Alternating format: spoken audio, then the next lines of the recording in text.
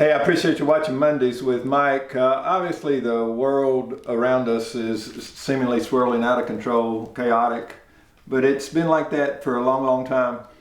When the church was born, there was intense persecution against the church as it grew, and the longest recorded prayer in the New Testament, the only recorded prayer of what the New Testament church actually prayed, starts out like this, and this is in the context of tremendous persecution. They lifted up their voices together and said, "Sovereign Lord, who made the heavens and the earth and the sea and everything in them, who through the mouth of your father David, your servant, said by the Holy Spirit." And then they quoted Psalm chapter 2. "Why do the Gentiles rage and the people plot in vain? The kings of the earth set themselves up. The rulers were gathered together against the Lord and his anointed."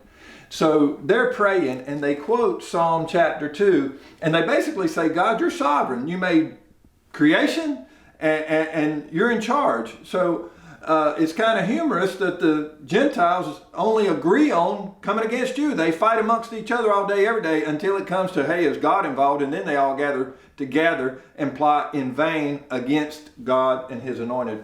Psalm chapter 2 actually says this, which is what they quoted. "Why did the Gentiles rage and the peoples plot in vain? The kings of the earth set themselves up. The rulers take counsel together against the Lord and his anointed, saying, let us burst their bonds apart and cast away their cords from us." And then verse 4 says, this is in Psalm 2, "He who sits in the heavens laughs. The Lord holds them in derision." God laughs at man's rebellion. I heard this past week H.B. Charles say, human rebellion is divine comedy. I kind of like that, but God looks down at man and he doesn't get excited and anxious and worried and, oh no, what are we going to do? He actually is working out his plan, and there will come a day, it's not today, but there will come a day when the evil will perish and they will get what's coming to them. And it'll be a sad day. God will be sad, we'll be sad, even as people go to a Christless eternity. But in verse 9 it says of Psalm 2, "You shall break them with a rod of iron. You shall dash them to pieces like a potter's vessel." So all of God's weaponry is just as simply his voice. And he takes everything man can put together and throw together to fight. And he does that with it. It's nothing to him.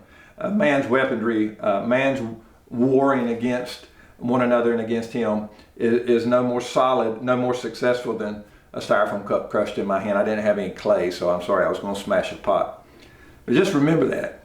Even as we look around, pray, "Lord, you're sovereign. We know you're working your plan out, and it seems like man is winning as they plot against you, but we trust you. And let us be faithful as we do. Never forget, you're greatly loved." I'll see you next week.